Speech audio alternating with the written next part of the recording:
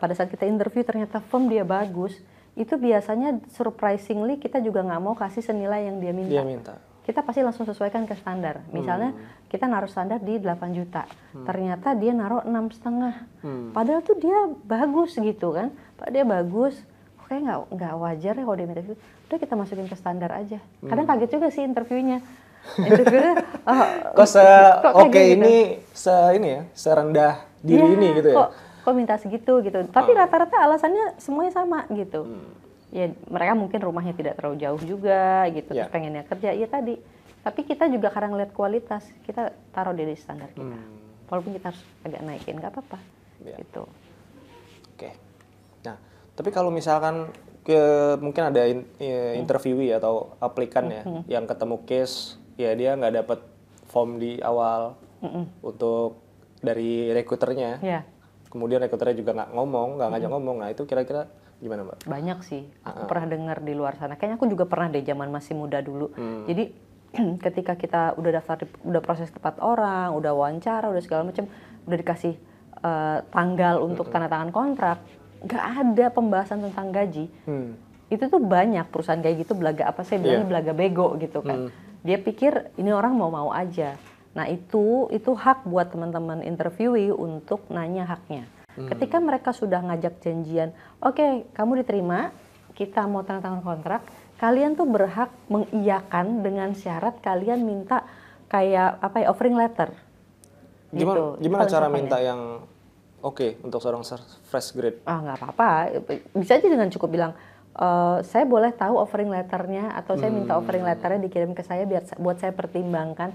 Ketika dan harusnya offering letter udah termasuk ininya ya, angka udah termasuk angka. Biasanya kan isinya itu adalah gaji, terus dapat benefit apa atau facility apa, terus dia jam kerjanya seperti apa, terus kayak misalnya overtime dibayar atau tidak, dapat asuransi atau enggak, perlindungannya gitu kan. Terus biasanya apalagi ya, kontraknya berapa lama gitu. Nah itu kurang lebih di offering letter gitu, hak cutinya seperti apa. Nah itu teman-teman boleh bilang ke para interviewernya ketika udah diajak janjian, oke, nanti kamu diterima, kamu akan tanda tangan kontrak ya. Atau ada juga nih lebih parah lagi, gak ada kontrak, kamu mulai bisa kerja ya hari Senin misalnya.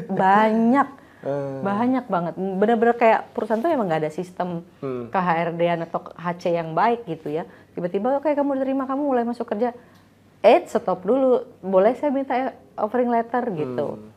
Nah dari situ baru nanti ketika teman-teman ngerasa loh kok nggak cocok, baru ngubungin lagi, maaf ini di offering letter ini boleh nggak saya nego gaji.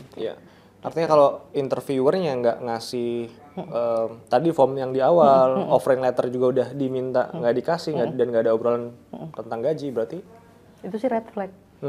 Itu bisa diasumsikan bahwa perusahaan itu memang tidak memiliki sistem ketenagakerjaan yang baik. Kedua, kalau dari sisi yang paling sederhana, hak dan kewajiban aja nggak clear di depan, itu ada sesuatu yang menurut saya teman-teman perlu pertimbangkan untuk tidak memproses di tempat seperti itu. Gitu. Ya mungkin juga jadi yang poin penting di sini adalah teman-teman juga perlu tahu ya hak teman-teman, kewajiban teman-teman ketika nanti menerima pekerjaan atau gaji itu seperti apa, tapi hak teman-teman ketika melakukan proses nego gaji itu juga bisa teman-teman pahami gitu ya Mbak. Betul. Supaya berada di posisi yang ya soalnya setara ya. Sebenarnya antara rekruter dengan sama pekerja itu sama gitu. Perusahaan dan pekerja itu sebenarnya equal ya. Negara juga sudah menjamin itu gitu. Nah, kemudian lebih lanjut lagi nih Mbak terkait dengan tadi komponen-komponen. Nah, komponen gaji yang seharusnya menjadi bahan pertimbangan kita ketika melakukan nego itu apa sih Mbak? Yang terutama untuk fresh grade lah ya. Untuk dipertimbangkan gitu. Ada beberapa warning ya dari saya sih untuk mungkin tips buat teman-teman ketika nego gaji. Nomor satu yang kalian pertimbangkan adalah ketika kalian dapat offering letter tadi, atau ada juga offering letter, ada juga yang membolehkan untuk perjanjian kerjanya dibaca dulu. Jadi boleh nggak saya baca dulu perjanjian kerja untuk dipertimbangkan. Biasanya di offering letter atau di perjanjian kerja yang kita boleh baca dulu itu udah disebutkan dia gajinya berapa. Nah di situ kadang suka ada perusahaan yang ngomong langsung take home pay. take home pay ya. Take Ya. home pay itu artinya bersihnya Udah dia bersih bawa yang berapa. dibawa pulang ya. Bawa pulang gitu. Nah, teman-teman perlu make sure take home pay ini terdiri dari apa. Gitu kan ada tunjangan gaji pokok dan tunjangan-tunjangan lain-lain. Iya. Nah, kalau saran kami adalah kalau bisa gaji pokoknya itu komponen yang paling besar. Jangan sampai gaji pokoknya cuma 20%, sisanya tunjangan-tunjangan.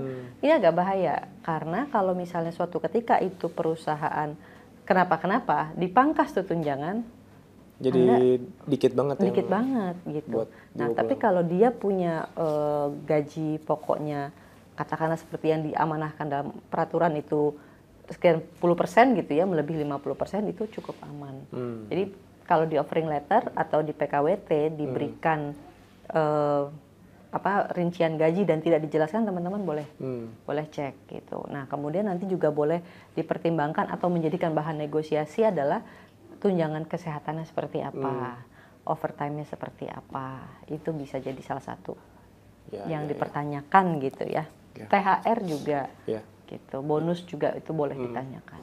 Ngomong-ngomong overtime juga, memang overtime adalah komponen yang di luar gaji ya. Di luar gaji. Jadi harusnya memang maksudnya nggak including. Dan itu udah hak si pekerjanya ya Mbak ya. Betul. Ya. Kemudian kalau bonus itu gimana Mbak? Nah, bonus itu kan sebenarnya apa ya? di Kalau peraturan setahu aku kayak bukan wajib gitu loh. Betul kan, di peraturan juga tidak diatur terkait dengan bonus itu tidak diatur. Jadi kalau terkait bonus sebenarnya pengusaha tidak wajib memberikan, dan itu teman-teman juga mungkin setiap industri berbeda gitu kan. Itu juga tidak bisa kita tanyakan di depan, cukup kita bisa tanyakan, saya di sini ada bonus kerja atau tidak. Ada kemungkinan dapat bonus atau enggak gitu ya? Pasti jawabannya sih normatif sih. Kalau perusahaan sedang kondisi baik akan diberikan gitu. Biasanya seperti itu. Tapi perlu untuk ditanyakan, untuk jadi bahan pertimbangan itu oke banget. Gitu. Okay.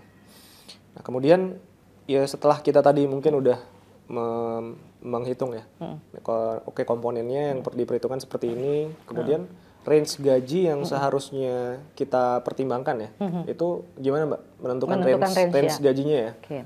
Kalau menentukan range ini, kalau suggest dari saya, kita tuh harus punya 3 range. Range pertama adalah yang paling bawah, artinya nih udah mepet dengan kebutuhan saya nih, nggak terlalu banyak yang saya save gitu ya. Ada yang menengah. Yang menengah tuh artinya teman-teman masih punya saving yang cukup besar lah, di atas 30% dari kebutuhan hidup ya. Nah, yang di atasnya lagi ya yaitu yang range paling tinggi, yang teman-teman juga punya saving yang juga lebih di atas 30%. Nah, realistis aja tapi yang ngitung semua. Jadi nggak bisa teman-teman fresh graduate bekerja kemudian langsung mengasumsikan bisa kredit mobil sendiri, kredit rumah sendiri. Belum untuk fresh grade belum. Karena gini, kalau teman-teman kredit rumah pasti ada pengalaman kerja dong. 2 tahun kalau nggak salah at least ya. Ini sebagai signing aja, sinyal aja gitu teman-teman, bahwa memang sebagai fresh grade emang belum diproyeksikan untuk punya kemampuan finansial membeli rumah gitu. Karena dari secara peraturan perbankannya aja 2 tahun setidaknya. Jadi untuk fresh graduate itu yang teman-teman perlu pertimbangkan, 1, kebutuhan hidup. Kebutuhan hidup itu yang basic lah, kayak teman-teman pergi ke kantornya kira-kira butuh ongkos berapa. Terus teman-teman perlu cek tuh lingkungan sekitar, karena antara Tanjung Barat atau TBC Matupang sama Sudirman itu makan tuh berbeda harga. Gitu. Atau teman-teman kerja di daerah Kerawang, ongkosnya mahal tapi biaya makannya mungkin murah. Gitu. Itu perlu teman-teman riset lingkungan. Jadi untuk mengetahui makan di sana range-nya berapa, ongkosnya tuh berapa. Terus kalau misalnya ternyata jauh dari rumah, tentunya harus mikirkan ngekos tuh range-nya berapa. Itu perlu riset, saya bilang sih. Itu perlu riset kebutuhan hidupnya kita. Terus jangan lupa juga untuk kebutuhan hidup yang perlu kita riset adalah harus menginvestasikan untuk menambah ilmu pengetahuan. Gitu. Itu perlu menginvestasikan dana untuk ngembangin diri kita sendiri. Itu yang basic tuh teman-teman harus punya gitu. Ya nggak bisa juga teman-teman masukin, saya target kalau kerja saya setiap minggu nonton konser, itu berat. Itu berat. Jadi mungkin ditargetkan sebulan tuh 1 kali nonton konser, 1 kali nonton bioskop, 2 kali pergi makan, yang wajar-wajar aja. Nah itu. Nah kemudian juga teman-teman harus melihat industri tempat yang kalian lamar itu. Kalau kalian pasti akan tahu di setiap ininya kita kan pasti beda-beda ya. Kalau misalnya teman-teman lulusan hukum pengen jadi lawyer biasanya industrinya memang gajinya cukup tinggi range-nya. Karena pasarannya itu tetap teman-teman perlu riset. Yeah. Nah gitu kan. Nah terus juga teman-teman harus ngecek jenis pekerjaan yang di offering. Ini terkait dengan negosiasi terkait insurance. Misalnya teman-teman dapat pekerjaan yang high risk, yang harus masang-masang kabel, harus narik-narik kabel, kan ada ya teman-teman engineer ya. Atau teman-teman harus misalnya melakukan perjalanan yang cukup jauh, cukup rutin dan sering, itu layak dipertimbangkan minta insurance yang baik untuk kesehatan, keselamatan jiwa. Nah, terus juga teman-teman harus ngecek UMR di daerah yang teman-teman lamar itu seperti apa gitu. Iya. Ini jujur ini informasi yang sangat bagus banget ya kalau menurut gua pribadi. Karena gua ketika fresh grad tuh nggak dapat informasi kayak gini. Iya ya, benar sama. Coba kita ngeliat teman kita aja digaji berapa? Iya, gua 10 tahun yang lalu ya fresh grade-nya ya. Jadi ketahuan umurnya udah tua. Itu kayak ya ngelihat berapa gaji kayak rata-rata lulusan kampus gua aja gitu Mbak. Berapa gitu. Itu aja gitu. Tapi ternyata sekarang baru paham, ya maksudnya banyak bener yang dibilang Bayari untuk riset tadi ya. Betul.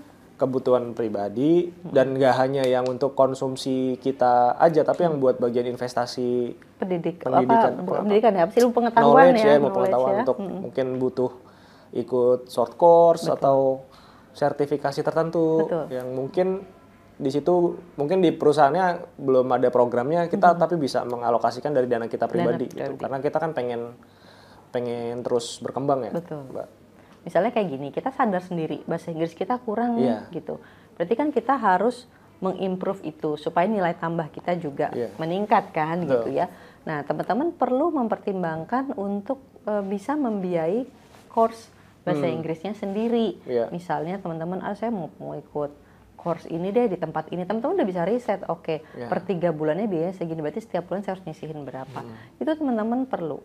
Karena itu kan kerja di tempat itu tuh bukan hari itu aja gitu kan, dia mungkin harus meningkat lagi karir, entah di tempat itu atau di luar, dia punya nilai jual lebih baik dong. Selain punya pengalaman kerja, hal-hal yang dia masih ngerasa butuh diimprove, dia punya modalnya.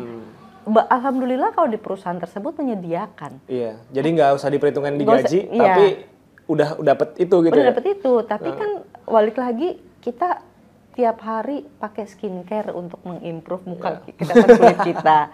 Masa otak kita nggak diimprove kan gitu. Jadi memang saya memasukkan satu unsur finansial yang memang diinvestasikan untuk knowledge gitu. Karena balik lagi ke kita lagi loh sebenarnya. Iya, betul. Gitu. Iya. Gue nggak terlalu, maksudnya gue memikirkan itu mungkin pas sudah kerja berapa tahun mungkin. Dan Mbak Eri ngasih informasi supaya teman-teman fresh grad udah memikirkan itu sejak awal masuk kerja. Nah ini jadi informasi yang sangat berharga sih buat fresh grad kalau menurut gue Mbak ya.